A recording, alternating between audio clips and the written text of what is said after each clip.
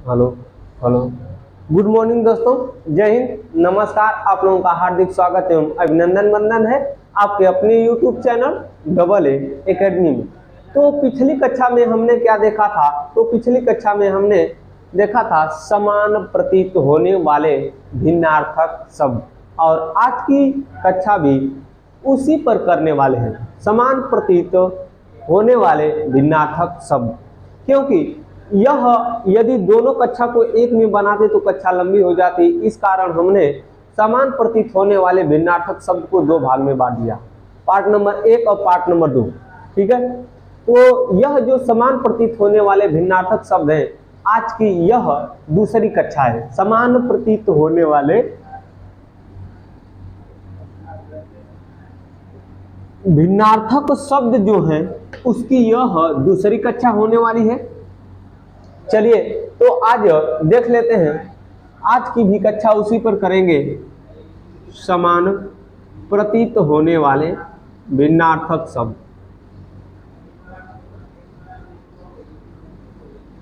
समान प्रतीत होने वाले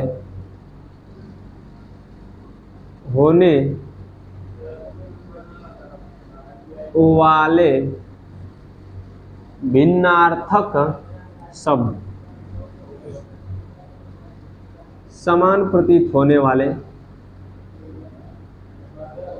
भिन्नार्थक शब्द। चलिए दोस्त, इसमें हमने आप लोगों को बहुत बता भी दिया था। इसकी परिभाषा को नहीं बताऊंगा क्योंकि इसकी पिछली कक्षा में इसकी परिभाषा जाकर देख लीजिएगा। और अब मैं शुरू कर रहा हूं समान प्रतीत होने वाले भिन्नार्थक शब्दों से। आइए देखते हैं। चलिए देखते हैं। तो हमने आप लोगों को बहुत बताया था और आज शुरू करता हूं।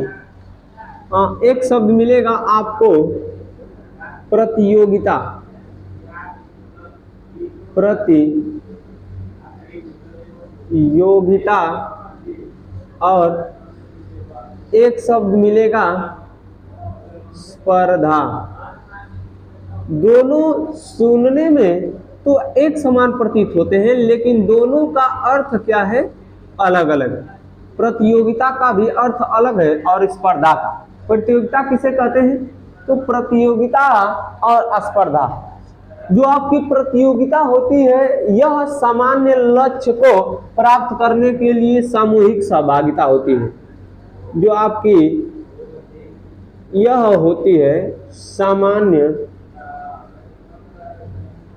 लक्ष्य को प्राप्त करने के लिए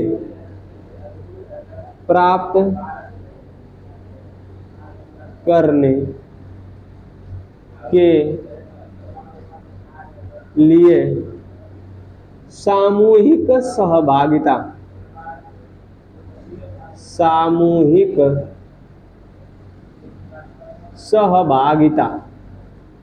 साथ में जो हम लोग सामान्य लक्ष्य को प्राप्त करने के लिए प्रयास करते हैं उसे प्रतियोगिता कहते हैं। लेकिन किसी विशेष क्षेत्र में किसी व्यक्ति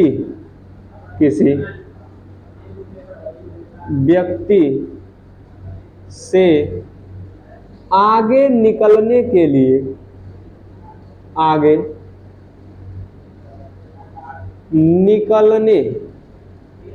किया गया प्रयास। निकलने के लिए किया गया प्रयास, यह जो होता है अकेला होता है। किया गया प्रयास, यह जो आपका होता है यह अकेला होता है, स्पर्धा। लेकिन जो प्रतियोगिता होती है यह समूह में की जाती है।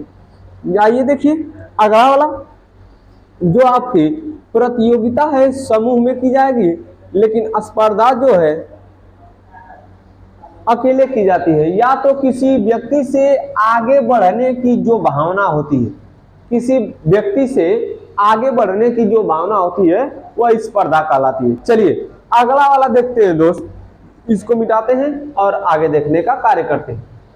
आइए पूरा मिटाते हैं, लिखने में तनी आसानी होती है ऊपर, इसलिए ऊपर जान गए कि आज का टॉपिक का है समान प्रतीत होने वाले भिन्नार्थक शब्द। चलिए आगे देखते हैं। एक शब्द मिलेगा आपको पूजा, एक शब्द मिलेगा पूजा, एक शब्द मिलेगा अर्चना, पूजा अर्चना और आराधना, आराधना। इन तीनों में अंतर क्या है देखते हैं। पूजा, अर्चना और आराधना तीनों में विशेष अंतर है। पूजा आप किसी भी क्षण कर सकते हैं, लेकिन जो आपकी अर्चना है और आराधना है यह किसी विशेष क्षण में नहीं कर सकते हैं। जो आपकी अर्चना और आराधना है यह आप जो करेंगे तो अनेक प्रकार के सामग्री के साथ कर सकते हैं, लेकिन पूजा में सामग्री की आवश्यकता नहीं होती है। चलिए देखते हैं पूजा किसे कहते हैं। आइए, जो आपकी पूजा होती है यह बिना किसी सामग्री के, बिना किसी सामग्री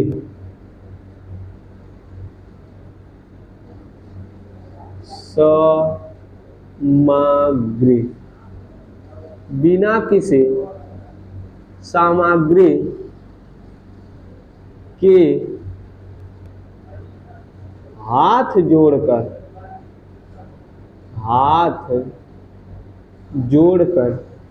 इष्ट देव को याद करना, हाथ जोड़कर इष्ट देव को याद करना। आपके पास कुछ नहीं है, मंदिर जा रहे हैं, कहीं भी जा रहे हैं, रास्ते में मंदिर पड़ गया, मस्जिद पड़ गया, तो आप क्या कर सकते हैं, हाथ जोड़कर विनती कर सकते हैं। यह जो विनम्रता का भाव होता है यह पूजा कहलाता है।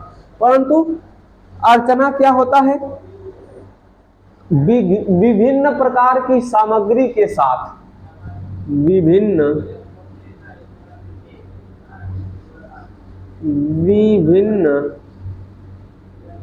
प्रकार की सामग्री के साथ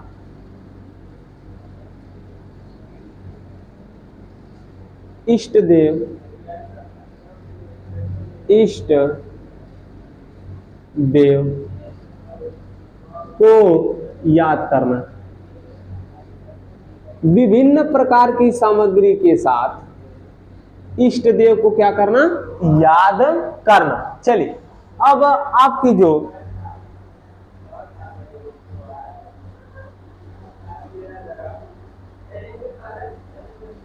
आराधना है, आराधना को देखते हैं कि आराधना क्या कहती है।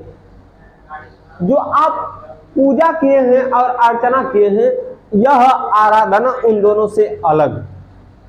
किसी विशिष्ट आराध्य को, किसी विशिष्ट आराध्य, किसी विशिष्ट आराध्य को इष्ट मानकर उसे याद करना। आराध्य को इष्ट मानकर उसे याद करना, इष्ट मानकर उसे याद करना। यह जो क्रिया होती है यह आपकी आराधना कहलाती है।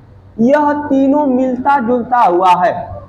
पूजा, अर्चना और आराधना में बहुत विशेष अंतर है। चलिए अब आपको अगला वाला शब्द या अगली पंक्तियां आपके सामने प्रस्तुत करने जा रहा हूं, उसको देखिएगा। आइए देखते हैं। चलिए हो गया। आइए देखते हैं, आपने पूजा अर्चना तथा आराधना को देखा। अब हम लोग देखेंगे उपहार को और भेंट को। एक शब्द मिलता है आपको उपहार और एक शब्द मिलता है आपको भेंट। दोनों में बहुत अंतर है, उपहार में और भेंट में। जो आपका उपहार है और भेंट है, दोनों में विशेष अंतर है, इसको देखिएगा। जो आपका उपहार होता है और भेंट होता है, दोनों में जो अंतर है उसको देखने का काम करेंगे। आइए देख लेते हैं दोस्त। तो जो आपका उपहार होता है, जो उपहार होता है, यह बड़ा व्यक्ति छोटे व्यक्ति को देता है। उपहार बड़ा व्यक्ति छोटे व्यक्ति को देता है, परंतु जो आपका भेंट होता है, यह छोटा व्यक्ति बड़े व्यक्ति को देता है। छोटा व्यक्ति बड़े व्यक्ति को देता है। यह आपका क्या होता है, भेंट। लेकिन जो उपहार होता है, बड़ा व्यक्ति छोटे व्यक्ति को देता है। अगला वाला आपको मिलेगा वह जो सबका, देख लीजिए, इतना समझ में आया। तो अगला वाला देखते हैं क्या क्या मिलने वाला है। आइए देखते हैं। देखिए, अब हमने बताया था कि अगला वाला मिलेगा। एक शब्द आपको मिलता होगा हमेशा प्यार। एक शब्द क्या मिलेगा, प्यार। एक शब्द मिलेगा प्रेम। एक शब्द होता है स्नेह और एक शब्द होता है वात्सल्य। स्नेह, एक शब्द होता है वात्सल्य। यह चारों में विशेष अंतर होता है। कोई प्यार और प्रेम को बहुत लोग एक ही बता देते हैं, लेकिन अलग अलग है। स्नेह भी अलग है, वात्सल्य भी अलग है। यानी कहें तो चारों अलग अलग अपना अर्थ रखता है, चारों की विशेषता होती है। ठीक है, आइए देखते हैं। जो आपका प्यार है, प्रेम है, स्नेह और वात्सल्य, जो आप सभी के प्रति स्निग्धता का भाव, सभी व्यक्तियों के प्रति स्निग्धता का भाव, स्निग्धता का भाव, सभी व्यक्तियों के प्रति जो हम लोग स्निग्धता का भाव दिखलाते हैं या प्रस्तुत करते हैं, यह आपका प्यार होता है। ठीक है, लेकिन जो प्रेम होता है, वात्सल्य होता है और स्नेह होता है, यह अलग अलग होता है। चलिए आइए देखिए, जो आपका प्रेम है, यह प्रेम क्या होता है। तो जो आपका प्रेम होता है, वह विषम लिंगी के प्रति स्निग्धता का भाव, विषम लिंगी के प्रति, विषम लिंगी के प्रति स्निग्धता का भाव, स्निग्धता का भाव। यानी जो आपका प्रेम है, इतना जानिए, यह पुरुष और पुरुष के बीच नहीं हो सकता, स्त्री और स्त्री के बीच नहीं हो सकता। होगा कब, एक पुरुष और एक स्त्री के बीच में ही, यानी विषम लिंगी। विषम लिंगी के प्रति जो स्निग्धता का भाव होता है, वह क्या कहलाता है, प्रेम कहलाता है। चलिए, स्नेह, अगला वाला शब्द क्या होगा, स्नेह। जो बड़ों का छोटों के प्रति स्निग्धता का भाव होता है, बड़ों का छोटे छोटों, बड़ों का छोटों के प्रति स्निग्धता का भाव, स्निग्धता का भाव। जो बड़े व्यक्ति छोटे के प्रति स्निग्धता का भाव व्यक्त करते हैं उसे स्नेह कहते हैं। परंतु वात्सल्य किसे कहते हैं? तो वात्सल्य उसे कहते हैं जो माता पिता प्रस्तुत करते हैं। तो देखिए, माता पिता का बालक या बालिका के प्रति, बालक या बालिका, माता पिता का बालक या बालिका के प्रति स्निग्धता का भाव।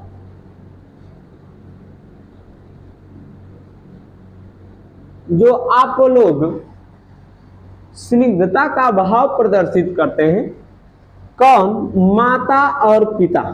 किसके प्रति? बालक या बालिका के प्रति। वह क्या होता है? वात्सल्य होता है। ठीक है, चलिए आगे देखते हैं। अब अगला वाला देखेंगे। हो गया? स्क्रीनशॉट बनाइए जल्दी से, इसको तुरंत मिटाते हैं और आगे बढ़ते हैं। चलिए देखिए, इतना आप लोग बारीक अंतर जान जाएंगे दोस्त, तभी होगा, नहीं तो धीरे धीरे वैसे तो बहुत लोग जानते हैं। जो आप इसमें त्रुटि है, त्रुटि के साथ साथ बारीक अंतर जानिए, तब आप लोग आगे बढ़ने का कार्य करेंगे। आइए अगला वाला देखते हैं। एक शब्द मिलेगा आपको, अभिलाषा। एक शब्द क्या मिलेगा? अभिलाषा। एक शब्द मिलेगा इच्छा। एक शब्द मिलेगा आकांक्षा। कहेंगे कि आकांक्षा ही इच्छा है?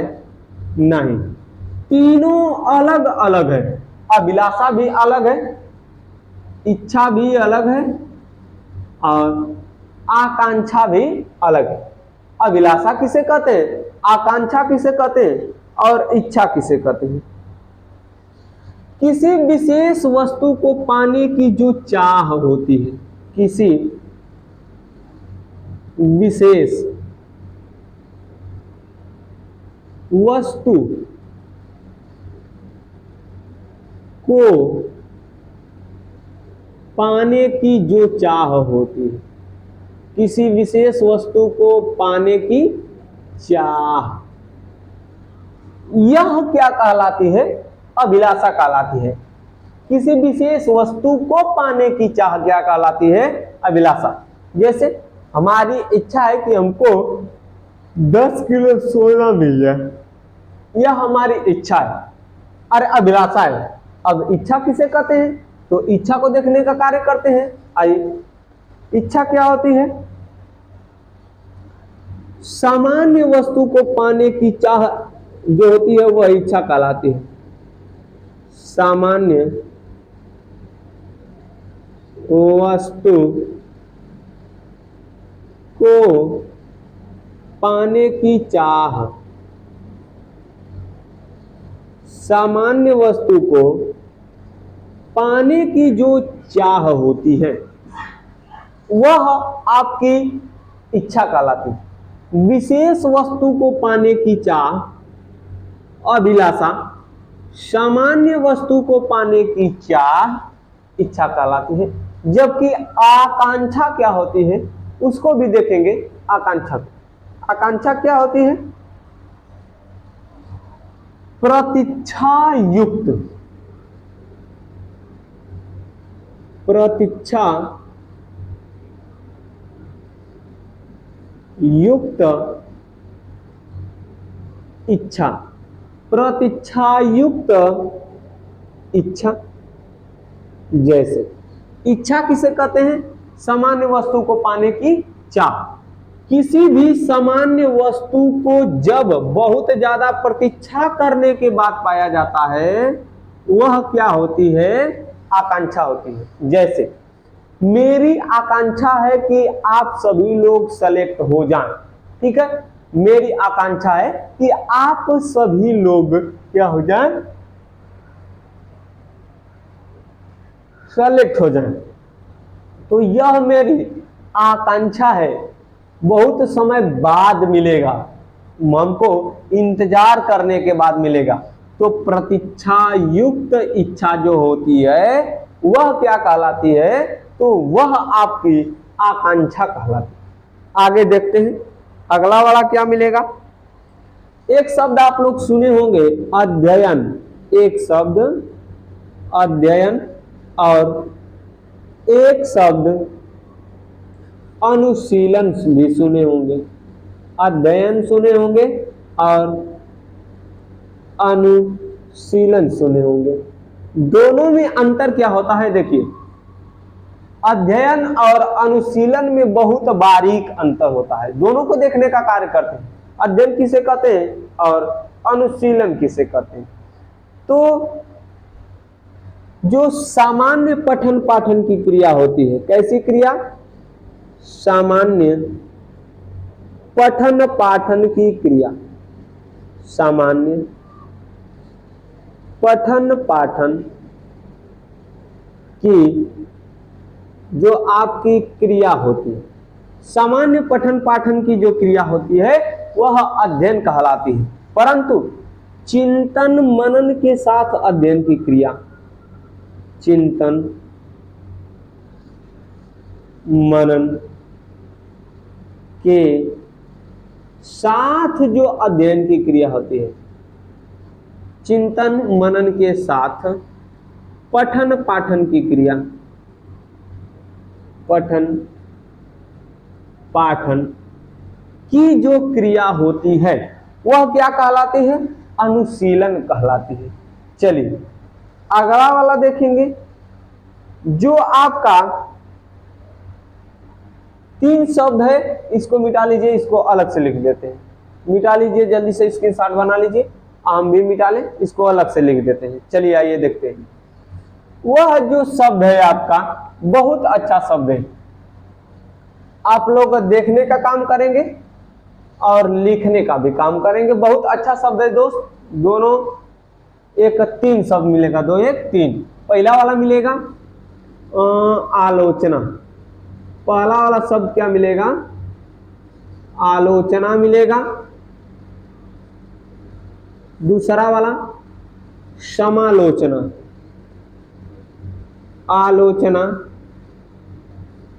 दूसरा वाला समालोचना, और एक शब्द आप लोग सुने होंगे समीक्षा, समीक्षा, ठीक है। ये तीनों में अंतर क्या होता है, तीनों में बहुत अंतर होता है दोस्त। देखते हैं, जो आपकी आलोचना है, समालोचना है और समीक्षा है, तीनों का किसी व्यक्ति से लेना देना नहीं, इसका अर्थ अलग अलग है। आइए देखते हैं आलोचना।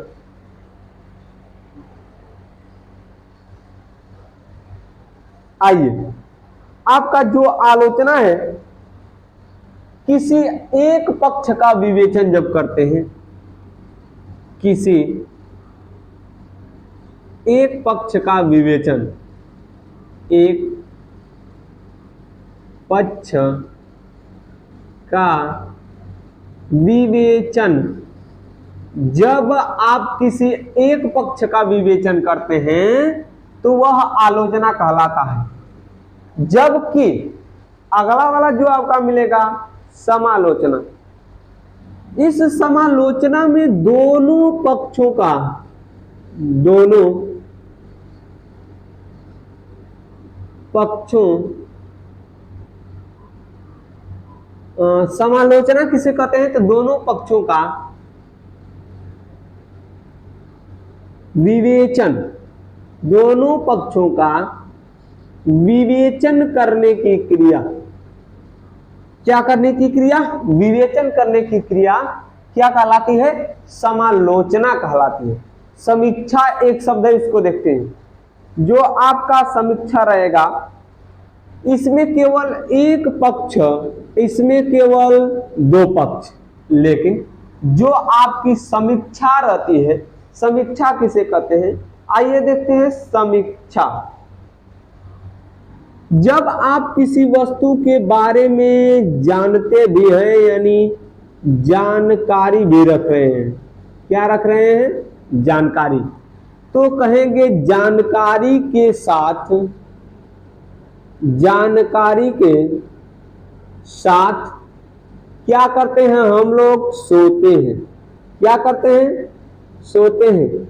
इस कारण जो आपकी समीक्षा है, जब कोई भी व्यक्ति किसी वस्तु, व्यक्ति, स्थान की समीक्षा करता है तो उसके अंतर्गत उसकी जानकारी लिखते हैं, उसके विवेचन शक्ति क्रियाशील है कि नहीं उसको लिखते हैं। आइए देखते हैं अगला।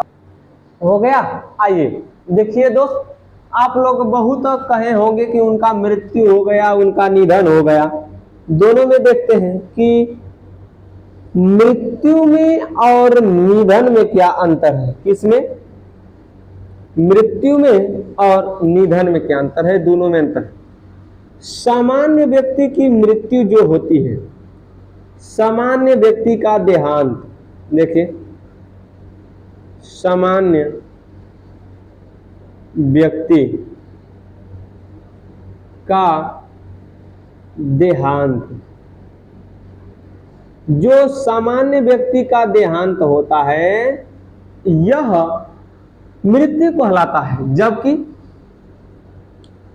विशिष्ट व्यक्ति का देहांत, किसी विशिष्ट व्यक्ति का जो देहांत होता है, किसी विशिष्ट व्यक्ति का जो देहांत होता है वह आपका निधन कहलाता है। जल्दी से स्क्रीनशॉट बनाइए, आगे चलते हैं। चलिए, हो गया?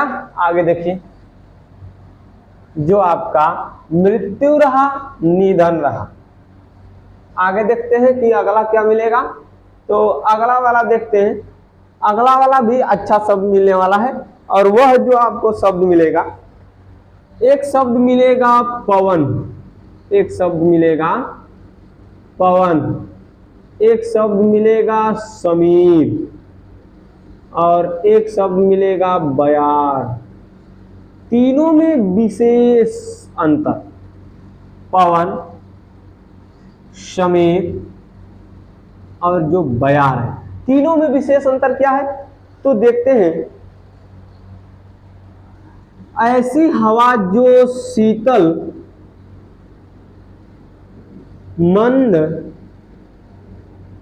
और सुगंध चले, शीतल, मंद और सुगंध चलती है, उसे बयार कहते हैं। जो आपका समीर होता है, समीर क्या कहलाता है? जो धीरे धीरे चलने वाली पवन होती है, धीरे धीरे चलने वाली हवा, यह आपकी क्या कहलाती है? समीर। कभी तेज, कभी तेज कामा, कभी धीरे धीरे, धीरे धीरे चलने वाली हवा, लिख लीजिएगा आगे। कभी तेज, कभी धीरे धीरे चलने वाली हवा पवन कहलाती है। धीरे धीरे चलने वाली हवा समीर कहलाती है। शीतल, मंद एवं सुगंध युक्त हवा जो चलती है वह बयार कहलाती है। अगला वाला देखते हैं। एक शब्द मिलेगा आपको भाषण, एक शब्द मिलेगा भाषण, एक शब्द मिलेगा अभिभाषण, और एक शब्द मिलेगा समभाषण,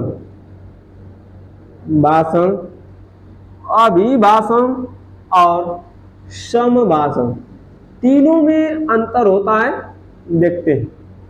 जो भाषण, अभिभाषण और संभाषण है, तीनों में अंतर क्या होता है, इसको देखने का कार्य करते हैं। आइए, जो आपका भाषण होता है यह मौखिक व्याख्यान होता है। कैसा होता है? मौखिक व्याख्यान। जो हम लोग मौखिक कुछ कहते हैं उसे भाषण कहते हैं, जबकि लिखित भाषण को पढ़ना, लिखित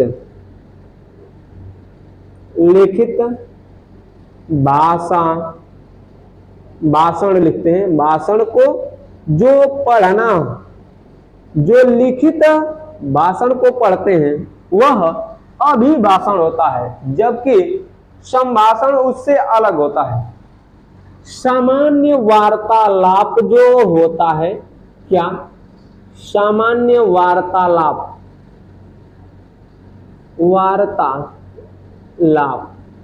यह आपका क्या कहलाता है? संभाषण कहलाता है। जल्दी से स्क्रीनशॉट बनाइए, आगे बढ़ते हैं। आइए, हो गया।